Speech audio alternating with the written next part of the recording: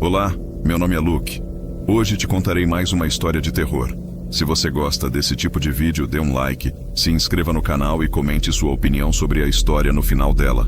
E agora, vamos ao terror.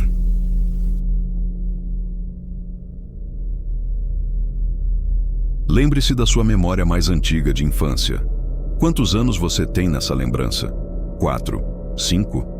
A neurociência do desenvolvimento nos diz que não formamos memórias episódicas antes dos 3 anos. Supostas lembranças de antes disso são apenas ilusões, erros na formação da memória pelo cérebro, devaneios comuns processados de forma equivocada e rotulados como fatos.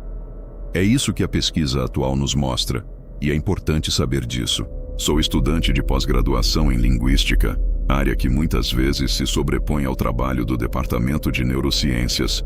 Por conta disso, já fiz muitos contatos lá. Um desses contatos é o assunto desta história. Vou chamá-lo de Daniel Vieira.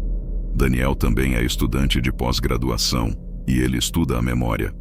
Ele utiliza um procedimento chamado estimulação magnética transcraniana. Esse método usa radiação magnética para ativar regiões específicas do cérebro. Imagine um mágico que pode apontar para um aglomerado de neurônios e dizer: dancem. E eles dançam. Há 2 meses, Daniel me pediu ajuda em um projeto pessoal que estava desenvolvendo. Ele já tinha me ajudado antes quando eu estava aprendendo a usar um EEG para minha pesquisa.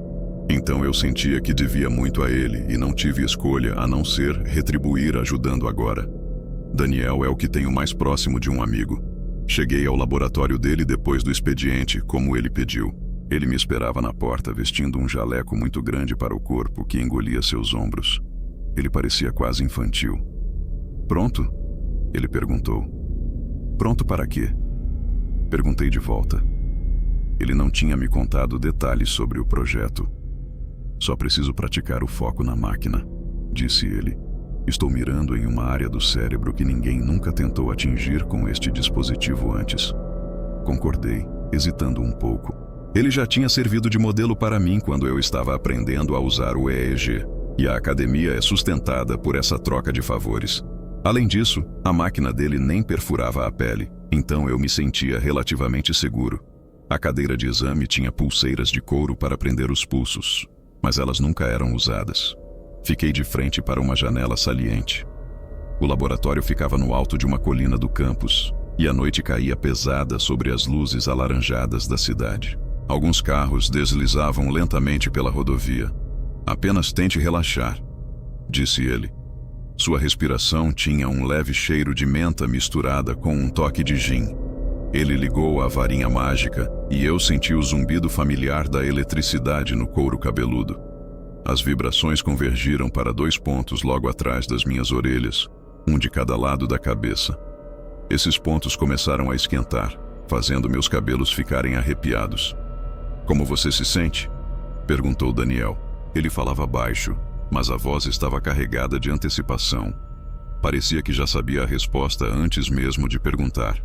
Antes que eu pudesse responder, ouvi um grito vindo do corredor. Alguém gritava na escada. Era um uivo, como o de um animal ferido por um tiro na perna. Ouvi o som de carne sendo rasgada, de tendões estalando. Ouvi uma voz engasgada tentando pronunciar meu nome. Acho que preciso de uma pausa, falei. Tentei me virar para olhar para Daniel, mas senti mãos segurando minha cabeça no lugar. Tentei mover as mãos e percebi que as pulseiras estavam presas. Há quanto tempo estou aqui? Perguntei. Ninguém respondeu. O gemido no corredor foi ficando mais próximo. Alguém batia nas portas, mas elas estavam trancadas. A do laboratório também. Por favor, desligue isso, pedi. A corrente da máquina parecia relâmpagos se contraindo atrás dos meus olhos. Pela janela, vi carros na estrada derrapando e perdendo o controle. Observei faróis mergulhando no rio. Vi outros colidindo uns contra os outros. As luzes da cidade começaram a apagar, uma a uma. A escuridão da paisagem era tão densa que parecia algo físico, onde eu poderia entrar.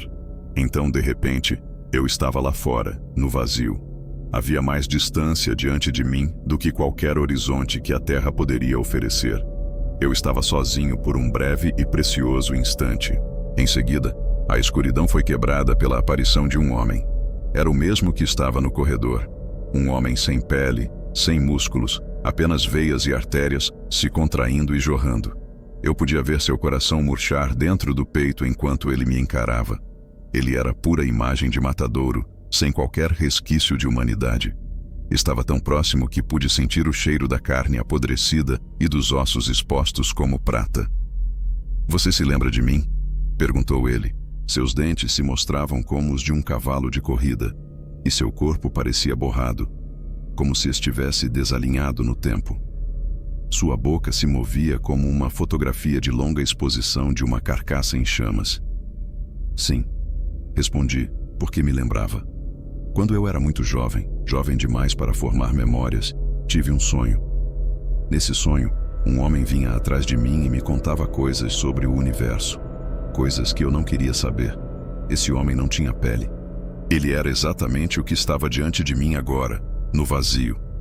Ele me seguia através de cinemas, de praças da cidade, de túneis uivantes, de florestas descuidadas e até da minha casa de infância, apenas para me encontrar encolhido no canto do armário do meu quarto.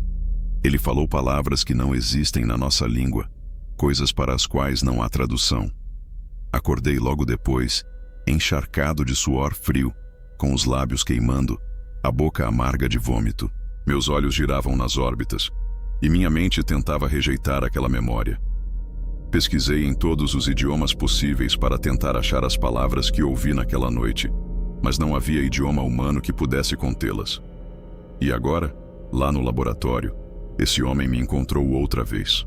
A máquina de Daniel fraturou minhas defesas e o deixou entrar pela segunda vez.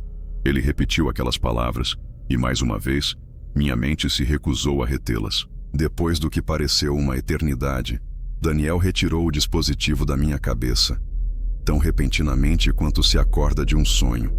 Fui voltando aos sentidos. "Quanto tempo eu fiquei ligado?" perguntei. "Menos de 1 minuto", respondeu ele. Sua voz tinha perdido o tom seguro. Agora estava baixa e trêmula. Foi então que percebi que meus pulsos não estavam mais presos. Daniel estava parado, imóvel, num canto. Levantei-me, juntei meus pertences. Meus ouvidos zumbiam, cada um num tom diferente, dissonantes, como as últimas notas de uma música que eu não ouvia há 20 anos. "Eu não volto mais aqui. Por favor, não entre em contato comigo", falei. Daniel apenas assentiu, tão pálido quanto seu jaleco. Caminhei mais de 8 quilômetros até minha casa. Não confiava em mim mesmo para dirigir. A noite estava silenciosa. Até os grilos pareciam ter parado de cantar enquanto eu passava. Ao chegar, corri para o banheiro e vomitei na pia. Vi o café da manhã, o almoço e o jantar descendo pelo ralo. Ofegante, olhei no espelho e percebi que minha camisa estava encharcada de sangue, formando um padrão de costelas pela frente. O sangue ainda estava fresco ao toque. Meus bolsos estavam cheios de cartilagem. Minhas meias encharcadas de algo que parecia placenta. Joguei todas as roupas no compactador de lixo. A partir daquela noite, Daniel e eu nunca mais falamos. Não apareci mais no campus. Apenas cumpro meus trabalhos escolares, pago o aluguel em dia, durmo assistindo programas de conversa durante a semana e bebo uísque nos fins de semana. Quase não faço mais transmissões pela internet. E, principalmente, evito pensar na minha infância. Em algum lugar inacessível do recôndito da minha memória, existem palavras que nunca deveriam ser ouvidas.